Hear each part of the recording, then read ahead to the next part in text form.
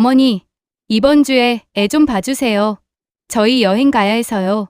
현관문이 완전히 닫히기도 전에 며느리 소연의 목소리가 날카롭게 꽂혔다.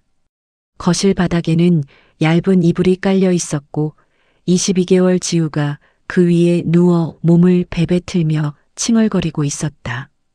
이불 한쪽은 젖어 있었고 식어 굳은 젖병이 아이 손 옆에 굴러 있었다. 불그스름하게 달아오른 지우의 뺨은 금방이라도 울음을 터뜨릴 듯 달아올라 있었다. 시어머니 김영숙은 벗겨진 신발을 제대로 정리하지 못한 채 굳어섰다. 손에 든 반찬 봉투를 주방 싱크대에 내려놓던 참이었다. 아들 준호가 곧장 말을 붙였다. 엄마, 소연이가 좀 힘들대. 며칠 쉬고 오게 도와줘. 영숙은 젖은 손을 닦으며 지우에게 다가갔다. 아이가 뜨거운 손바닥으로 그녀의 옷깃을 꽉 움켜쥐었다. 소연이 휴대폰을 스크롤하며 무심하게 말했다. 애도 할머니가 더 편할 거예요. 그 말투에는 부탁보다 통보가 가까웠다. 혹시 베풀었던 선의가 어느새 당연한 의무가 되어버린 경험 있으신가요? 저의 본격적인 이야기를 시작하기 전에 혹시 구독과 좋아요 눌러주셨나요? 여러분의 작은 관심 하나가 저에게는 큰 힘이 됩니다. 오늘도 저의 이야기와 함께 행운 가득한 좋은 하루 되시길 바랍니다. 영숙이 지우의 이마에 손을 대자 뜨거운 열기가 손끝으로 느껴졌다. 지우는 숨을 가쁘게 들이쉬다 갑자기 거칠게 기침했다. 준호가 얼버무렸다. 밤새 보채던데 피곤한가 봐. 영숙의 눈빛이 흔들렸다. 아픈 아이를 며칠이나 맡기려는 건가? 잠깐 그런 의문이 스쳤다. 지우는 영숙 품에 안기며 눈물을 터뜨렸다. 작은 가슴이 빠르게 위아래로 움직였다. 소연이 스마트폰 화면을 지우며 말했다. 호텔 예약하려면 지금 결정해야 하거든요. 많이 아픈 거 아니지? 영숙이 낮게 묻자 준호는 시선을 피했다. 뭐, 감기 기운 정도겠지. 소연의 손끝이 결제 버튼 위에서 잠시 멈췄다. 마치 승인을 기다리는 듯 손가락이 떨렸다. 어머니만 괜찮으시면 바로 결제할게요. 영숙은 대답하지 않았다. 반찬도 갖다 주고 손주도 봐주고 그게 다 당연한 일인가. 선의로 시작된 일이 어느새 당연한 일이 되었고 이제 나의 의견은 중요하지 않게 되었다. 침묵 속에서 거실 공기가 점점 무겁게 내려앉았다. 손자는 계속 할머니 품을 파고들었다. 작은 손가락이 영숙 가디건 단추를 꼭 움켜쥐고 손등의 곡선을 따라 열기가 퍼져나왔다. 형광등이 깜빡이며 바람도 없는데 흔들렸다. 지우의 숨소리도 점점 빨라졌다. 소연이 숨을 들이쉬며 말했다. 다른 사람한테 맡기는 건 돈도 들고 어차피 어머니는 집에서 시간도 많으시잖아요. 그리고 남이 봐주는 것보다 가족이 봐주는 게 제일 낫지 않겠어요? 영숙은 말없이 아이의 등을 토닥였다. 지우의 호흡은 한동안 잦아들지 않았다. 소연은 결제 화면에서 손가락을 떼며 말했다. 그럼 어머니 믿고 예약할게요. 바로 이어 스마트폰 화면에 예약 완료 알림이 선명히 떴다. 영숙은 천천히 고개를 들었다. 눈빛이 싸늘하게 식어갔다. 며칠이라고 했지? 그 목소리는 너무 차분해서 오히려 섬뜩했다. 잠시 침묵이 흘렀다. 오늘 출발해서 월요일 밤에 돌아올 거예요. 소연은 아무 일 아니라는 듯 말했다. 영숙의 손이 굳었다. 입술이 저절로 떨렸다. 지금 간다고? 네. 공항까지 1시간이니까 바로 나가야 해요. 영숙은 그제야 거실 한쪽에 놓인 여행 가방을 발견했다. 아이가 누운 바로 옆이었다. 커다란 캐리어 가방, 여권, 새로 산 듯한 옷들이 보였다. 이미 계획은 오래전부터 세워져 있었던 것이다. 하지만 정작 돌봄을 맡을 사람에게는 단 한마디 상의조차 없었다. 지우가 영숙 품에서 몸을 웅크리며 기침했다. 작은 입술이 마르고 이마는 뜨겁게 달아올라 있었다. 영숙의 마음속에서 분노와 불안이 동시에 치밀었다. 아픈 애를 오늘 맡기고 간다고? 말은 나오지 않았지만 눈빛이 이미 말하고 있었다. 준호는 들키고 싶지 않은 표정을 숨기며 말했다. 엄마가 부담 가질까봐 미리 말 안 했어. 하루 이틀이면 괜찮을 거야. 그 말은 이미 결정했으니 따라달라는 뜻이었다. 소연은 시계를 보며 조급하게 말했다. 지우짐은 여기 있어요. 필요한 건 알아서 챙겨주시면 되고요. 지우짐! 거실에는 기저귀가 널브러져 있었고 분유가루가 여기저기 튀어 있는 분유통이 뚜껑도 덮어지지 않은 채 놓여 있었으며 아기의 옷이 여기저기 뒤섞여 있었다. 체온계도 없었다. 해열 패치도 없었다. 여벌 옷도 없었다. 지우가 다시 큰 기침을 했다. 작은 몸이 움찔거리며 영숙 가슴에 달라붙었다. 영숙의 심장이 덜컥 내려앉았다. 숨이 가빠진 아이가 힘없이 눈을 감아버렸다. 지우야, 망설임 섞인 낮은 울음 같은 속삭임이었다. 하지만 소연은 겉옷 단추를 채우며 담담히 말했다. 애들 다 이래요. 금방 괜찮아질 거예요. 하루 이틀도 아니고 어머니가 제일 잘 아시잖아요.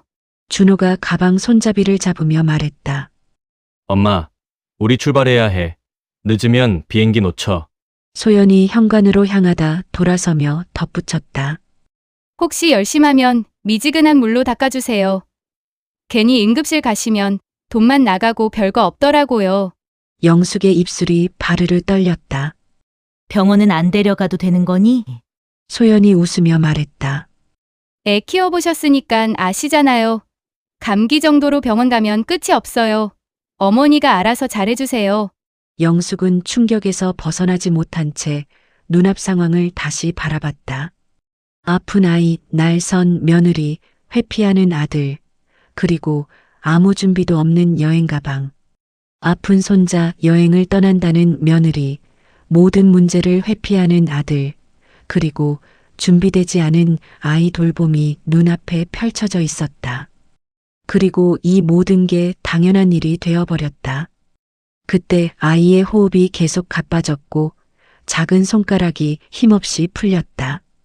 그 순간 소연 휴대폰에 탑승 수속 안내 시작 알림창이 떠올랐다. 그럼 다녀올게요. 소연과 준호가 현관문을 열었다. 영숙의 눈빛이 완전히 달라졌다. 그 안에서 오래 눌러왔던 무언가가 조용히 끊어졌다. 이 아이를 지키려면 누군가는 멈춰야 했다. 그리고 그 누군가는 자신뿐이라는 걸 더 이상 부정할 수 없었다. 영숙은 지우를 꼭 안고 천천히 일어섰다. 그리고 조용히 현관으로 걸어갔다. 잠깐. 영숙의 낮지만 단호한 목소리가 복도에 울렸다. 소연과 준호가 동시에 돌아봤다. 영숙은 지우를 품에 안은 채 현관 앞에 서 있었다. 얼굴에는 더 이상 망설임이 없었다. 당장 거기서. 짧고 명확한 한마디였다. 소연의 얼굴이 굳은 채로 멈춰 서 있었다. 네, 뭐라고요? 이 아이 상태로는 안 돼. 병원 가야 해. 영숙의 목소리는 떨리지 않았다. 오히려 처음으로 단단했다. 준호가 당황한 표정으로 끼어들었다. 엄마, 그냥 감기야. 조금만 지나면 괜찮아질 거라니까. 조금? 애가 밤새 울었다며. 그리고 이렇게 기침도 심하고 숨도 가쁘잖아. 영숙이 지우의 뜨거운 이마를 손으로 감싸며 말했다. 아이의 숨소리가 거칠게 들렸다. 작은 가슴이 숨을 쉴 때마다 빠르게 위아래로 움직였다. 소연의 눈빛이 날카로워졌다. 가방 손잡이를 꽉 쥔 손가락이 하얗게 질렸다. 어머니, 지금 장난하시는 거예요? 비행기 시간 다 됐다고요. 장난? 영숙이 천천히 고개를 들었다. 눈빛이 차갑게 가라앉았다. 아픈 손주 맡기고 여행 가는 게 장난 아니고 뭐니? 순간 영숙의 머릿속에 지난 2년이 스쳐 지나갔다. 출산 후 조리원 비용 300만 원을 대신 내준 일. 매주 반찬을 두 손 가득 들고 버스를 3번이나 갈아타며 가져다 준 일. 주말마다 지우를 봐주며 허리가 끊어질 듯 아팠던 날들. 명절 때마다 온 집안 음식을 혼자 준비하고도 가니 좀 세네요 소리만 들었던 일. 그때마다 고맙다는 말 한마디 없었다. 어머니가 해주시는 게 당연하죠. 그 말만 돌아왔다. 소연의 얼굴이 붉어졌다. 어머니가 지금 무슨 말씀을. 말도 안 하고 계획 다 짜놓고 아픈 애 병원도 가지 말라고 하고. 그게 부모가 할 짓이니? 영숙의 목소리가 점점 높아졌다. 오랜 시간 참아왔던 것들이 터져 나오기 시작했다. 준호가 황급히 말을 막으려 했다. 엄마, 진짜 하루 이틀만 우리도 너무 피곤해서 쉬어야 해. 하루 이틀? 월요일 밤이면 사흘이야. 사흘. 영숙이 아들을 똑바로 쳐다봤다. 이 애 키우는 게 얼마나 힘든 줄 알아? 밤낮 없이 보채고 열나면 밤새 깨서 확인하고 기저귀 갈고 분유 먹이고. 그것도 건강할 때 얘기야. 준호는 시선을 피했다. 입만 벙긋거릴 뿐 대답할 말이 없었다. 소연이 가방을 든 채 목소리를 높였다. 그럼 어쩌자는 거예요? 호텔도 다 예약했고 비행기 표도 끊었는데 환불도 안 되는 거라고요. 100만 원 넘게 들어간 거예요. 취소해. 영숙의 대답은 단호했다. 네. 소연의 목소리가 날카롭게 올라갔다. 아니면 니들이 직접 병원 데려가고 애 상태 확인하고 가든지. 그것도 아니면 여행 포기하고. 어머니, 진짜 이러시는 거예요? 우리 이 여행 준비한 지가 얼마나 됐는데요? 몇 달 전부터 계획했다고요. 소연의 목소리에 짜증이 묻어났다.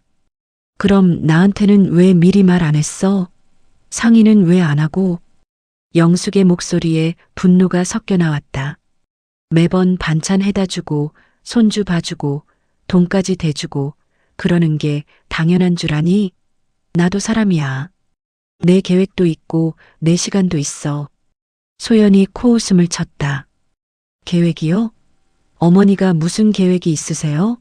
집에 혼자 계시면서 TV나 보시잖아요. 그 말에 영숙의 얼굴이 굳었다. 가슴이 철렁 내려앉았다.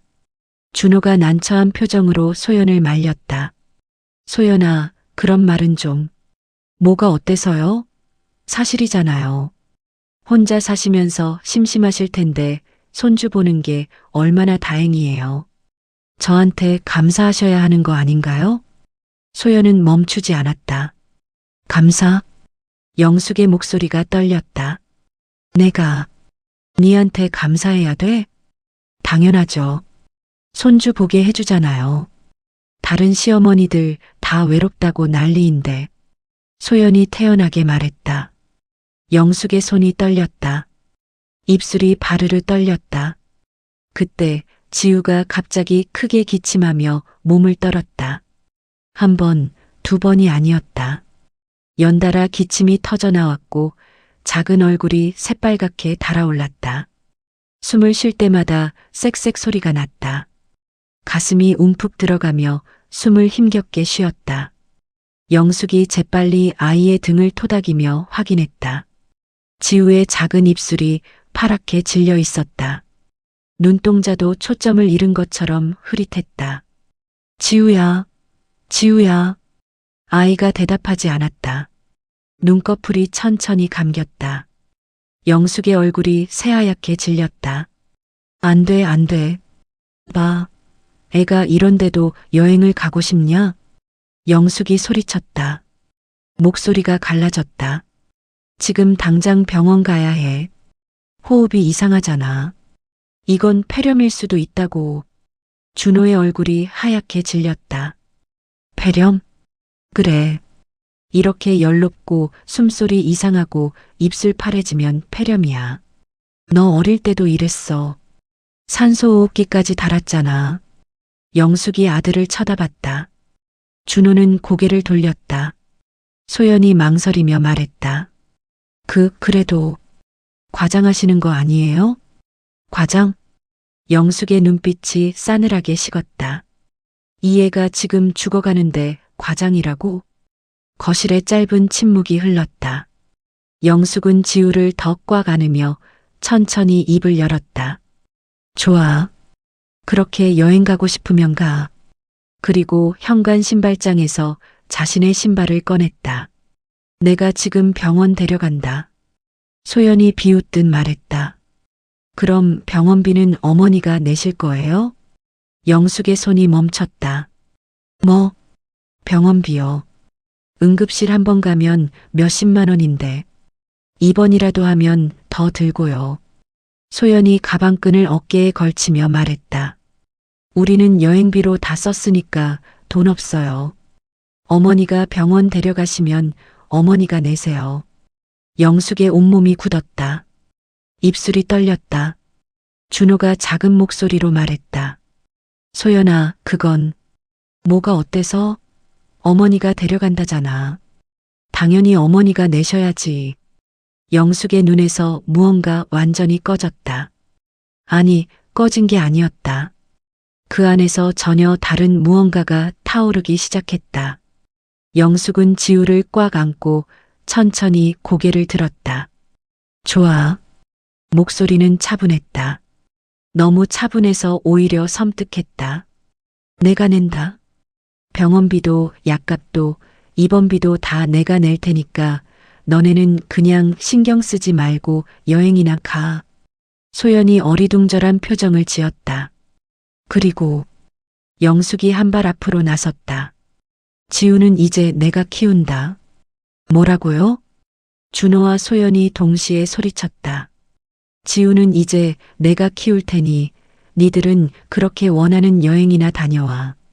영숙의 목소리는 더 이상 떨리지 않았다. 그리고 영숙은 지우를 안고 현관문을 열었다. 뒤에서 소연과 준호의 목소리가 터져 나왔지만 영숙은 돌아보지 않았다. 어머니, 지금 무슨 소리 하시는 거예요? 소연이 영숙의 팔을 잡으려 했다. 하지만 영숙은 몸을 돌려 피했다. 손대지 마. 지우 다칠라. 목소리는 낮았지만 단호했다.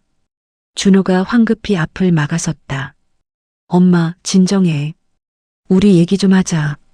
얘기? 지금? 영숙이 품에 안긴 지우를 내려다봤다. 아이의 숨소리는 점점 더 가빠지고 있었다. 이 애가 지금 이런데 무슨 얘기를 해? 엄마, 제발 키운다는 게 무슨 말이야? 농담이지? 준호의 목소리가 떨렸다. 농담? 영숙이 아들을 똑바로 쳐다봤다. 너희가 한 게 농담 아니니? 아픈 애 맡기고 여행 간다는 게? 소연이 끼어들었다. 어머니, 지금 왜 이러세요? 저는 그냥 평소처럼 아이 좀 봐달라는 건데 직접 키우겠다는 둥 이상한 소리 하시면서 왜 이렇게 감정적으로 이야기하세요? 영숙은 소연을 노려봤다. 감정적? 네. 과민 반응하시는 것 같아요. 그냥 병원 같이 가면 될 거 아니에요? 진찰받고 괜찮으면 어머니가 봐주시면 되잖아요. 소연이 당연하다는 듯 말했다. 준호도 거들었다. 엄마 맞아. 같이 병원 가자. 제대로 진찰받고 얘기하자. 영숙은 잠시 말문이 막혔다. 이 사람들은 정말 모르는 건가? 아니면 모른 척 하는 건가? 자기들이 뭘 잘못했는지조차 이해하지 못하고 있었다. 영숙은 깊게 숨을 들이쉬었다. 지우의 상태가 점점 안 좋아지고 있었다. 병원에 가야 했다. 당장 택시를 타고 병원으로 향했다. 차 안은 무거운 침묵으로 가득했다. 지우는 영숙 품에 안겨 힘없이 신음했다. 준호와 소연은 핸드폰만 들여다보고 있었다. 영숙이 지우의 이마를 만져봤다. 여전히 뜨거웠다. 얼마나 남았어요? 곧 도착합니다. 택시기사가 대답했다. 응급실에 도착했다. 영숙이 지우를 안고 접수대로 향했다. 아기가 열이 나고 기침을 심하게 해요. 네, 이쪽으로 오세요. 간호사가 안내했다. 진료실로 들어갔다. 의사가 지우를 진찰하기 시작했다. 청진기를 대고 목을 확인하고 체온을 쟀다. 체온이 38.9도네요. 목도 좀 붓고요. 의사가 차트에 기록하며 말했다. 기침은 언제부터 했나요? 밤새 했대요. 영숙이 대답했다. 소연이 끼어들었다. 원래 감기 기운이 있었어요. 어제부터요. 의사가 지우의 가슴에 청진기를 대고 들었다. 음폐 소리는 괜찮네요. 영숙의 가슴이 철렁 내려앉았다. 폐렴은 아니에요? 지금 들어보니 폐렴 증상은 아닌 것 같고요. 급성상기도 감염으로 보입니다. 쉽게 말하면 심한 감기예요. 의사가 설명했다. 감기요? 영숙이 되물었다. 네. 열도 그렇게 높지 않고 폐소리도 깨끗하고요. 해열제 처방해 드릴게요. 약 먹이시고 푹 쉬게 해주시면 됩니다. 근데 숨소리가 이상하고 콧물이 많이 나와서 코가 막혀서 그래요. 코 흡입기로 빼주시고 가습기 틀어주시면 좋아질 겁니다. 의사가 처방전을 끊으며 말했다. 입원은 안 해도 돼요? 영숙이 다시 물었다. 지금 상태로는 입원까지는 필요 없어 보입니다. 집에서 충분히 관리 가능한 수준이에요. 단 열이 계속 오르거나 호흡이 더 힘들어지면 다시 오세요. 영숙은 말문이 막혔다. 감기, 그냥 감기라고? 소연이 의사에게 물었다. 그럼 선생님, 그냥 집에서 약 먹이고 쉬게 하면 되는 거예요? 네, 그렇습니다. 수분 섭취 잘 시키시고 약 잘 먹이시면 2일에서 3일 안에 좋아질 겁니다. 감사합니다. 소연이 활짝 웃으며 인사했다. 진료실을 나오자마자 소연이 영숙을 쳐다봤다. 봤죠, 어머니? 그냥 감기잖아요. 목소리에 비웃음이 섞여 있었다. 제가 뭐라고 했어요? 감기 기운이라고 했잖아요. 영숙은 대답하지 않았다. 가슴이 답답했다. 소연이 계속 말했다. 폐렴이니 뭐니 하시면서 그렇게 호들갑 떨더니 의사 선생님도 괜찮대잖아요. 그래도 아픈 건 맞잖아. 영숙이 낮게 말했다. 감기는 애들 다 걸려요. 그때마다 병원 올 거예요? 집에서 약 먹이고 재우면 되는 거예요. 소연이 핸드폰을 꺼내 시간을 확인했다. 비행기 시간 1시간 남았어요. 지금 출발하면 딱 맞겠다. 영숙의 손이 떨렸다. 지금 뭐라고 했어? 비행기요. 다행히 아직 안 늦었네요. 소연이 태연하게 말했다. 아픈 애를 두고 여행을 간다고? 어머니, 의사 선생님도 괜찮다고 했잖아요. 그냥 감기예요, 감기. 소연이 가방을 챙기며 말했다. 못 봐준다고 했잖아. 영숙이 소리를 높였다. 소연이 한숨을 쉬었다. 어머니, 아까는 애를 직접 키우겠다고 하시더니 지금은 왜 못 봐주세요? 애 잠깐 보는 게 그렇게 어려워요? 잠깐? 영숙이 되물었다. 사흘이 잠깐이야? 사흘도 못 봐주시면서 키운다는 건 무슨 말이었어요? 소연이 비꼬듯 말했다. 그냥 평소처럼 봐주시면 되잖아요. 약 먹이고 재우고. 어머니도 애 키워보셨잖아요. 영숙의 입술이 떨렸다. 나는 안 봐줘. 어머니. 소연의 목소리가 날카로워졌다. 그럼 우리 어떡해요? 비행기 표도 다 끊었고 호텔도 예약했는데. 그건 니들 일이야. 그때 소연이 갑자기 영숙에게 다가와 지우를 안아들었다. 뭐 하는 거야? 영숙이 소리쳤다. 소연은 지우를 안고 아이의 뺨에 입을 맞췄다. 지우야, 엄마 다녀올게. 할머니랑 잘 있어. 그리고 다시 영숙의 품에 지우를 안겼다. 어머니, 그럼 부탁드릴게요. 월요일 밤에 올게요. 뭐? 지금 뭐 하는 거야? 영숙이 황급히 말했지만 소연은 이미 돌아섰다. 준호가 미안하다는 표정으로 영숙을 쳐다봤다. 엄마 미안해. 월요일에 바로 올게. 준호야. 영숙이 불렀지만 준호는 이미 소연을 따라 병원 밖으로 나가고 있었다. 거기서 영숙이 소리쳤다. 하지만 둘은 멈추지 않았다. 병원 밖으로 나가더니 택시를 잡아탔다. 영숙은 지우를 안고 병원 입구에 멍하니 서 있었다. 택시가 출발했다. 차창 너머로 소연이 핸드폰을 보며 웃고 있는 모습이 보였다. 준호는 고개를 돌려 창밖을 보고 있었다. 영숙은 그 모습을 어이없다는 듯 쳐다봤다. 진짜 같다. 아픈 아이를 강제로 맡기고 진짜 여행을 가버렸다. 병원 입구에 찬 바람이 불어왔다. 지우가 영숙 품에서 작게 움츠렸다. 영숙은 지우를 꽉 안았다.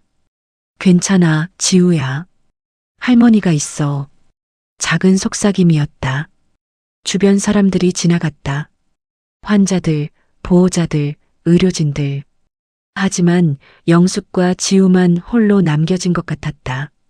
영숙은 한참 동안 그 자리에 서 있었다. 그리고 천천히 약국으로 발걸음을 옮겼다. 새벽 2시 지우의 울음소리가 집안 전체를 가득 채웠다. 영숙은 그 소리에 놀라 바닥에 깔아둔 이불에서 벌떡 일어나 침대로 달려갔다. 지우의 이마를 만져보니 불덩이처럼 뜨거웠다. 황급히 체온계를 꺼내 재보니 40도였다. 안 돼. 그 순간 지우의 몸이 뻣뻣하게 굳어지더니 눈이 뒤집혔다. 온몸이 떨리기 시작했다. 경련이었다. 영숙은 패닉에 빠져 떨리는 손으로 119를 눌렀다. 구급차 사이렌이 새벽을 갈랐다. 응급실로 실려간 지우를 의사가 재빨리 진찰했다. 열성 경련입니다. 체온 40.2도. 바로 입원 조치하겠습니다. 링거가 꽂히고 해열제가 투여됐다. 간호사가 영숙에게 물었다. 보호자분, 부모님은 어디 계세요? 여행 중이에요. 연락해 보셨어요? 지금 전화해 볼게요. 영숙은 떨리는 손으로 소연에게 전화를 걸었다. 신호음이 한참 울린 후 전화가 연결됐다. 어머니? 잠에서 깬 듯 낮게 깔린 소연의 목소리가 들렸다. 소연아, 지우가 경련했어. 지금 응급실이야. 네, 경련이요. 소연의 목소리가 급격히 높아졌다. 어머니, 어떻게 된 거예요? 약은 제대로 먹였어요? 약 먹였지. 근데 열이 계속 올라가서. 그러니까 어떻게 먹인 거냐고요. 소연의 목소리가 날카로워졌다. 몇 시간 간격으로 먹였어요? 해열제는? 처방대로 먹였어. 근데 처방대로요? 제대로 확인이나 하셨어요? 소연이 나를 세웠다. 어머니, 병원에서 분명히 말했잖아요. 집에서 잘 관리하면 된다고. 그런데 왜 애가 경련까지 해요? 영숙은 말문이 막혔다. 소연아, 그게 어머니가 뭘 잘못한 거 아니에요? 집에 가습기는 틀었어요? 물은 자주 먹였고요. 가습기가 어디 있는지 몰라서. 어디 있는지 몰라서요. 소연의 목소리가 더 높아졌다. 어머니, 우리 집에 한두 번 오시는 것도 아니고 거실 구석에 있잖아요. 그것도 모르세요? 급하게 찾느라 어디 있는지 몰랐어. 그럼 전화하면 되잖아요.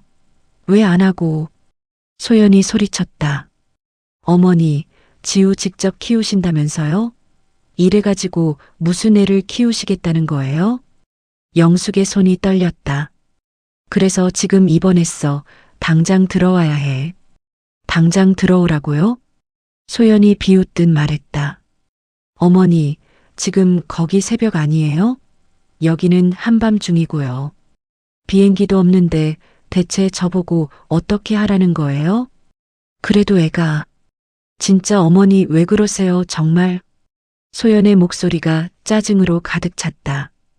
이번 여행도 정말 어렵게 왔는데 여행도 망치고 애도 아프고 이게 다 뭐예요? 어머니 때문에 다 망쳤잖아요. 영숙은 입술을 깨물었다. 소연아, 지금, 몰라요. 어머니가 다 책임지세요. 병원비도 어머니가 알아서 하시고요. 소연아, 저 내일 일찍 일어나서 한국 가는 비행기 알아봐야 하니까 이만 자야 해요. 끊을게요. 전화가 끊겼다. 영숙은 핸드폰을 쥔 채 굳어 있었다. 어머니 때문에 다 망쳤다. 몰라요. 그 말들이 귓가에 맴돌았다. 영숙은 준호에게 전화를 걸었지만 받지 않았다. 문자를 보냈다. 준호야, 지우가 입원했어. 10분 후 답장이 왔다. 엄마, 소연이한테 들었어. 엄마가 좀 더 신경 써줬으면 이런 일 없었을 텐데 미안하지만 내일 들어갈게. 영숙은 핸드폰을 내려놓고 링거를 맞으며 창백하게 누워있는 지우를 바라봤다. 천천히 핸드폰을 들어 준호와 소연에게 문자를 보냈다. 너네 정말 해도 너무하는 거 아니냐? 다른 애도 아니고 너희 애가 아픈 건데 어쩜 부모가 그럴 수 있어. 너넨 부모 자격이 없다. 전송 버튼을 누르고 핸드폰을 내려놓은 채 지우의 손을 잡았다. 그 순간 핸드폰이 울렸다. 소연이었다. 영숙은 전화를 받았다. 어머니, 지금 무슨 문자를 보낸 거예요? 소연의 목소리가 날카롭게 터져나왔다. 자격이 없다니요? 미쳤어요? 미친 게 아니야. 영숙의 목소리는 차분했다. 너희는 부모 자격이 없어. 이럴 바에는 내가 지우 키우는 게 나아. 어머니, 정신 차리세요. 법적으로 문제될 수 있어요. 그래, 해봐. 법으로. 영숙이 말했다. 아픈 애 방치한 건 너희야. 여행 가려고 아픈 애 거들떠보지도 않고 그냥 버리듯이 나한테 강제로 맡긴 것도 다 증거 있어. 소연의 숨소리가 거칠어졌다. 영숙은 아랑곳하지 않은 채 전화를 끊었다. 다음 날 아침 소연과 준호는 공항에서 내리자마자 택시를 잡아탔다. 세모병원이요. 빨리 가주세요. 소연의 목소리는 떨리고 있었다. 준호는 창밖만 바라보며 아무 말도 하지 않았다. 택시가 출발하자 소연이 다시 영숙에게 전화를 걸었다. 신호음이 몇 번 가는 듯 했지만 이내 전원이 꺼져 있었다. 왜 안 받는 거야? 소연이 중얼거렸다. 어제 그렇게 말했는데도 진짜 그럴까? 준호가 조용히 물었다. 뭐가? 엄마가 진짜 지우 데리고 어딘가 가버렸을까? 소연은 대답하지 않았다. 하지만 불안은 점점 커졌다. 택시가 병원 앞에 멈췄다. 소연은 요금도 제대로 계산하지 못한 채 뛰어내렸다. 자동문이 열리자마자 소연은 접수창구로 달려갔다. 아기 김지우, 22개월이요. 어젯밤 응급실로 왔다고 들었어요. 할머니랑요. 접수 데스크에 앉아있던 간호사가 모니터를 확인하더니 잠시 망설였다. 1시간 전에 퇴원 처리됐습니다. 소연의 손끝이 차갑게 굳었다. 퇴원요? 누구랑요? 어디로 갔어요? 보호자분이 서류 내고 함께 나가셨어요. 보호자요? 소연의 목소리가 떨렸다. 보호자는 전데요? 제가 엄마라고요. 간호사는 조심스럽게 말했다. 퇴원 서류에 보호자가 김영숙 님으로 되어 있습니다. 소연의 얼굴이 하얗게 변했다. 김영숙이요? 그게 시어머니인데. 네. 할머니 되시는 분이 보호자로 등록되어 계셨어요. 준호가 황급히 끼어들었다. 언제 나갔어요? 어디로 갔는지 아세요? 1시간 전쯤이요. 어디로 가셨는지는? 소연은 다시 영숙에게 전화를 걸었다. 여전히 꺼져 있었다. 받아, 제발 받으라고. 소연이 소리쳤다. 주변 사람들이 쳐다봤다. 준호도 영숙에게 전화를 걸었다. 역시 꺼져 있었다. 도망간 거야. 소연이 떨리는 목소리로 말했다.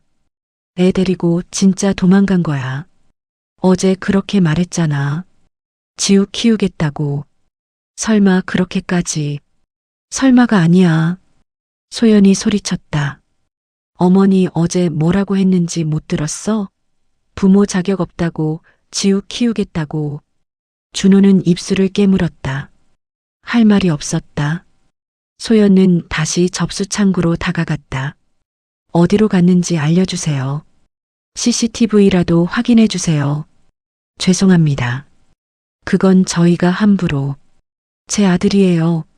제 아들을 찾아야 한다고요. 소연의 목소리가 병원 로비에 울려 퍼졌다. 지나가던 사람들이 멈춰서서 쳐다봤다. 간호사가 난처한 표정으로 말했다. 보호자분, 일단 진정하시고. 진정해요? 애가 없어졌는데 어떻게 진정해요? 준호가 소연을 진정시키려 했지만 소연은 이미 핸드폰을 꺼내 일일이를 누르고 있었다. 뭐 하는 거야? 준호가 놀라서 물었다. 신고할 거야. 유괴잖아, 이건. 소연아, 진정해. 엄마한테 먼저 연락해보고. 연락이 안 된다고. 전화도 안 받고. 소연은 전화를 걸었다. 여보세요, 신고하려고 하는데요. 제 아이가 시어머니한테 있다라는데 어디 있는지 모르겠어요. 경찰이 물었다. 실종 신고이신가요? 네, 아니 유괴요. 시어머니가 애를 데리고 사라졌어요. 시어머니요? 가족 간 분쟁인가요? 그게 아니 유괴예요. 제 동의 없이 애를 데리고 갔다고요. 경찰은 잠시 침묵하더니 출동하겠다고 했다. 소연은 전화를 끊고 바닥에 주저앉았다. 다리에 힘이 풀렸다. 소연아. 준호가 다가왔지만 소연은 고개를 저었다. 다 내 잘못이야. 소연이 작게 말했다. 어제 어머니한테 그렇게 말하지 말았어야 했어. 어머니 탓하지 말았어야 했는데. 준호는 아무 말도 하지 못했다. 그때 간호사가 조심스럽게 다가왔다. 보호자분, 퇴원 서류에 특이사항이 남겨져 있었어요. 소연이 고개를 들었다. 특이사항이요? 위급 상황 시 다른 병원으로 이송 예정. 연락 지연 가능. 이라고 적혀 있습니다. 다른 병원? 어디요? 비공개 처리되어 있습니다. 소연의 입술이 파르르 떨렸다. 비공개요? 왜요? 프라이버시 요청이 있었다고 되어 있습니다. 프라이버시? 그 말이 소연의 머릿속을 강하게 때렸다. 이건 영숙이 일부러 남긴 거였다. 자신들이 찾지 못하게. 이게 말이 돼요? 소연이 떨리는 목소리로 물었다. 제 아들인데 제가 어디 있는지도 모르게 할 수 있어요? 간호사는 난처한 표정을 지었다. 보호자로 등록되신 분이 요청하신 거라. 보호자는 접니다. 저요. 소연이 소리쳤다. 그때 경찰이 병원 입구로 들어왔다. 준호가 벌떡 일어나 경찰에게 다가갔다. 제 어머니가 애를 데리고 사라졌습니다. 그 말이 떨어지는 순간 돌이킬 수 없는 선을 넘어버렸다. 경찰이 물었다. 가족 간 분쟁인가요? 아니요, 유괴예요. 소연이 끼어들었다. 제 동의 없이 애를 데리고 갔어요. 경찰은 준호와 소연을 번갈아 보더니 말했다. 일단 정확한 상황부터 파악하겠습니다. 이쪽으로 오시죠. 소연과 준호는 경찰을 따라 상담실로 들어갔다. 문이 닫혔다. 상담실 안 경찰이 준호와 소연 앞에 앉았다. 일단 상황 정리해 볼게요. 시어머님이 손주분을 데리고 병원에서 퇴원하셨고 현재 연락이 안 되신다는 거죠? 네, 맞아요. 소연이 급하게 대답했다. 제 동의 없이 애를 데리고 갔어요. 유괴예요. 경찰은 고개를 끄덕이며 기록했다. 시어머님과 평소 관계는 어떠셨나요? 그건 왜 물어보세요? 가족 간 분쟁인지 확인해야 해서요. 소연은 잠시 망설이다 말했다. 평소엔 괜찮았어요. 근데 어제부터 갑자기 이상하게. 어제 무슨 일이 있었나요? 소연과 준호는 서로 눈치를 봤다. 경찰이 기다렸다. 준호가 조심스럽게 말했다. 저희가 여행을 갔었어요.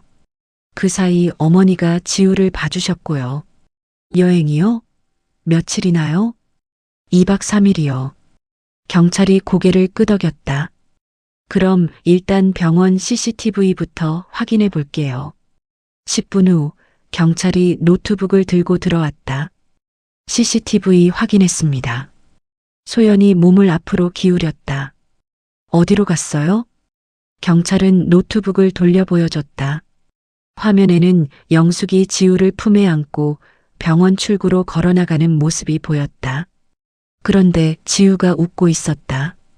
영숙의 품에 안겨서 밝게 웃으며 영숙의 얼굴을 올려다보고 있었다.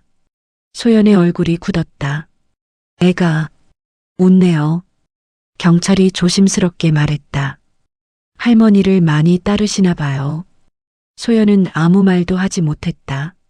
화면 속 지우는 영숙을 올려다보며 뭔가 말하고 있었다. 영숙도 웃으며 지우의 머리를 쓰다듬었다. 이게, 소연이 떨리는 목소리로 말했다. 이게 무슨 상관이에요? 애가 웃든 안 웃든 제 동의 없이 데리고 간 건 유괴잖아요. 경찰은 잠시 침묵했다. 그리고 조심스럽게 말했다. 보호자분, 사실 여기 먼저 들어온 신고가 있습니다. 네? 무슨 신고요? 아동방임 신고요. 소연의 얼굴이 하얗게 변했다. 뭐라고요? 김영숙 씨가 어젯밤 신고하셨어요. 손주가 아픈데 부모가 방치했다고요. 방치라니요. 소연이 소리쳤다. 우리 여행 가서 봐달라고 하고 맡긴 건데. 그런데 아이가 열성경련으로 응급실에 실려왔고 부모님은 연락이 안 됐다고 되어 있네요. 경찰이 기록을 보며 말했다. 김영숙 씨가 새벽 2시에 119 부르셨고 부모님께 전화했지만 받지 않으셨다고 진술하셨어요. 소연은 입술을 깨물었다. 그건 시차 때문에. 시차요? 저희 해외에 있었어요. 그래서 경찰의 표정이 미묘하게 변했다. 해외여행이셨군요. 아픈 아이를 두고요? 아픈 게 아니었어요. 병원에서 감기래서 괜찮다고 했다고요. 소연의 목소리가 높아졌다. 경찰은 아무 말도 하지 않았다. 그때 준호가 입을 열었다.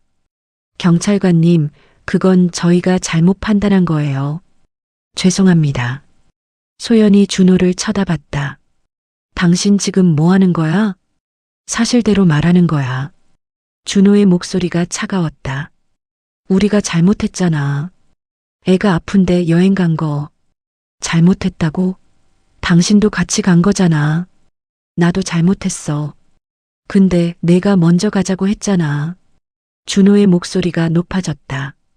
어머니한테 맡기면 된다고, 괜찮다고 한 게 누구야? 소연의 얼굴이 붉어졌다. 지금 나한테 화풀이 하는 거야? 화풀이가 아니라 사실이잖아. 준호가 소리쳤다. 다 너 잘못이야. 어머니한테 그렇게 말한 것도, 애 아픈데 여행 간 것도. 소연이 벌떡 일어났다. 내 잘못? 목소리가 떨렸다. 내가 그래서 아기 낳고 싶지 않다고 했잖아. 근데 낳자고 설득한 건 너랑 어머니 아니야? 준호의 얼굴이 굳었다. 낳기만 하면 다 해준다고 제발 낳아만 달라고 하더니. 소연의 목소리가 높아졌다. 육아는 너가 다 하고 힘들면 어머니한테 맡기면 된다고 한 게 누구야? 하지만 막상 낳으니까 내가 육아도 다 했잖아. 근데 이제 와서 내가 다 잘못했다고 하는 거야? 준호는 아무 말도 하지 못했다. 소연이 계속 말했다. 당신이 육아 도와준 게 뭐가 있어? 주말에 한두 번 안아주는 게 다잖아. 나도 회사 다니니까. 나는 일도 그만뒀잖아. 애 낳으면서. 소연이 소리쳤다. 당신이 다 해준다고 했잖아. 어머니가 도와준다고 했잖아. 근데 뭐가 달라진 게 있어? 준호의 목소리가 낮아졌다.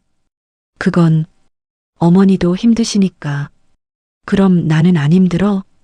소연의 눈에서 눈물이 쏟아졌다. 밤새 애 보느라 잠도 못 자고 애 울면 나만 일어나고 어머니한테 애 맡기는 것도 눈치 보이고. 소연아, 닥쳐. 소연이 소리쳤다. 지금 와서 다 내 탓으로 돌리지 마. 넌 정말 비겁해. 준호는 고개를 숙였다. 경찰이 난처한 표정으로 말했다. 보호자분들, 일단 진정하시고. 하지만 소연은 멈추지 않았다. 어머니 말이 맞아. 우린 부모 자격 없어. 특히 당신은. 준호가 고개를 들었다. 뭐? 당신은 아빠 자격도 없고 남편 자격도 없어. 소연이 차갑게 말했다. 책임은 안 지고 잘못은 나한테만 돌리고. 그게 남자야? 준호의 얼굴이 하얗게 변했다. 경찰이 손을 들어 제지했다. 일단 진정하시고요. 김영숙 씨 연락처 아시죠? 전화 안 받아요. 소연이 떨리는 목소리로 말했다. 주소는요? 준호가 주소를 알려줬다. 일단 그쪽으로 출동해 보겠습니다. 두 분은 여기서 대기해 주세요. 경찰이 나갔다. 상담실에는 준호와 소연만 남았다. 무거운 침묵이 흘렀다. 소연은 창밖을 바라보며 조용히 울고 있었다.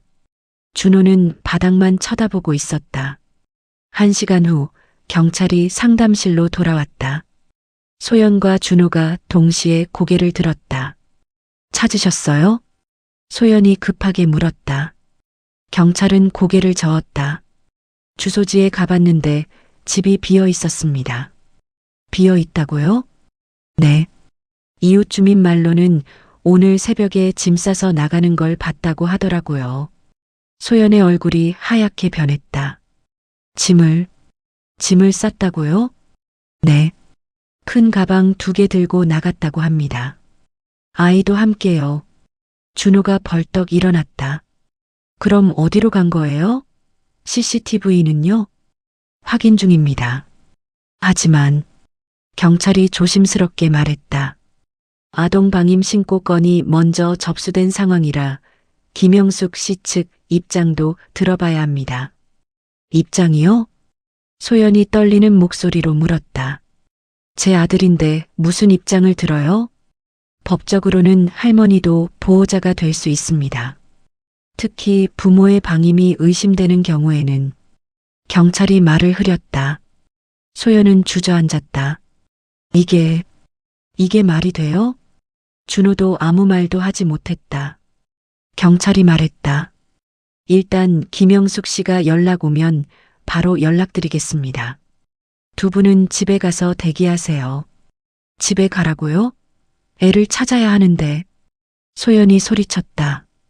저희가 최선을 다해 찾겠습니다. 두 분이 직접 찾으시는 것보다 저희가 공식적으로 수색하는 게 낫습니다. 경찰은 그렇게 말하고 나갔다. 상담실에는 다시 소연과 준호만 남았다. 소연이 바닥에 주저앉아 울었다. 지우야, 지우야. 준호는 창밖을 바라봤다. 아무 말도 할 수 없었다. 3일 후, 소연과 준호는 집에서 경찰 연락만 기다리고 있었다. 하지만 연락은 오지 않았다. 영숙의 핸드폰은 여전히 꺼져 있었다. 소연은 하루 종일 핸드폰만 들여다봤다. 밥도 제대로 먹지 않았다. 준호도 회사에 휴가를 냈다. 하지만 집안에서 서성이기만 할 뿐이었다. 둘 사이에는 말이 없었다. 그저 무거운 침묵만 흘렀다. 소연이 작게 중얼거렸다. 내가 그렇게 말하지 말았어야 했는데. 준호는 대답하지 않았다. 어머니한테 사과했어야 했는데. 제발 용서해달라고 했어야 했는데. 소연의 눈에서 눈물이 흘렀다. 지우 보고 싶어. 준호가 조용히 말했다. 나도. 그때 소연의 핸드폰이 울렸다. 소연이 황급히 전화를 받았다. 여보세요. 보호자분, 경찰입니다. 찾으셨어요? 지우 찾으셨어요? 아직 찾지 못했습니다. 하지만 경찰이 말을 이었다. 김영숙 씨 측 변호사에게서 연락이 왔습니다. 변호사요? 네. 임시 양육권 신청을 하셨다고 합니다. 소연의 손에서 핸드폰이 떨어질 뻔했다. 양육권이요? 네. 아동방임을 이유로 임시 양육권 신청을 법원에 제출하셨다고 합니다. 소연은 아무 말도 할 수 없었다. 준호가 전화를 받았다. 그게 가능한 건가요? 법적으로는 가능합니다. 특히 부모의 양육 능력에 문제가 있다고 판단되면. 준호는 전화를 끊었다. 소연을 바라봤다. 어머니가 변호사를 선임했대. 소연은 그저 울기만 했다. 그날 밤 멀리 떨어진 작은 도시의 한 아파트. 영숙은 지우를 재우고 거실로 나왔다. 창밖을 바라봤다. 낯선 풍경이었다. 하지만 마음은 편했다. 핸드폰이 울렸다. 변호사였다. 김영숙님, 서류 접수 완료됐습니다. 그럼 이제 어떻게 되는 건가요? 법원에서 심리를 거쳐 결정하게 됩니다. 시간이 좀 걸릴 수 있습니다. 얼마나요? 한 달 정도요. 그동안은 임시보호 상태로 계속 양육하시면 됩니다. 알겠습니다. 영숙은 전화를 끊었다. 침실을 들여다봤다. 지우가 편안하게 자고 있었다. 영숙은 작게 웃었다. 돈도 부족하고 몸도 힘들 거였다. 하지만 후회는 없었다. 영숙은 지우에게 다가가 이불을 덮어줬다. 괜찮아, 지우야. 할머니가 지킬게. 작은 속삭임이었다. 창밖으로 달빛이 들어왔다. 새로운 시작이었다. 같은 시각, 준호와 소연의 집. 소연은 지우 방에 앉아 있었다. 텅 빈 아기 침대. 흩어진 장난감들. 소연은 지우의 인형을 꽉 안았다. 미안해, 지우야. 엄마가 미안해. 눈물이 멈추지 않았다. 준호가 문 앞에 서 있었다. 소연아. 소연은 대답하지 않았다. 준호는 그저 서 있을 뿐이었다. 지우를 다시 안을 수 있을까? 영숙을 설득할 수 있을까? 아무도 알 수 없었다. 단 하나 확실한 건 쉽지 않을 거라는 것뿐이었다. 긴 시간 동안 저의 이야기를 끝까지 들어주셔서 감사합니다. 오늘 이야기는 어떠셨나요? 영상의 주인공에게 하고 싶은 말이 있으시거나 비슷한 경험이 있으시다면 편하게 댓글로 남겨주세요. 그리고 누군가 혹은 당신의 이야기일지 모르는 오늘의 이야기가 마음에 남으셨다면 가족과 친구, 지인에게 공유해주세요. 구독, 좋아요도 잊지 않으셨죠? 여러분의 소중한 구독과 좋아요는 저에게 큰 힘이 됩니다. 오늘도 행운 가득한 좋은 하루 되시길 바라며 다음 이야기로 찾아뵙겠습니다.